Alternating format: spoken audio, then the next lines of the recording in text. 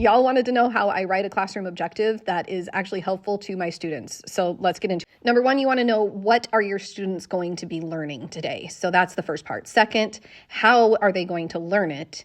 And then finally, how are they going to show you that they have learned what you have set out to teach them? So many of you are familiar with this, which is the SWABOT, right? Students will be able to. This is pretty standard, but it could also be students will, etc. Then you add some sort of DOK level word. So that could be, they could identify, they could create, they could interpret something, they could write, etc. This is an example of an objective I've used in my class recently. Students will demonstrate knowledge of Shakespearean language by rewriting a Shakespearean sonnet in modern language without changing the meaning. So first, what are they going to do? They're going to demonstrate knowledge of Shakespearean language. How are they going to do it? By rewriting a Shakespearean sonnet in modern language. How are we going to know that they did it? Well, if they didn't change the meaning of the poem. I teach my students to break it apart. They're going to be demonstrating to me their knowledge of Shakespearean language by rewriting a Shakespearean sonnet. That's what we're doing in class.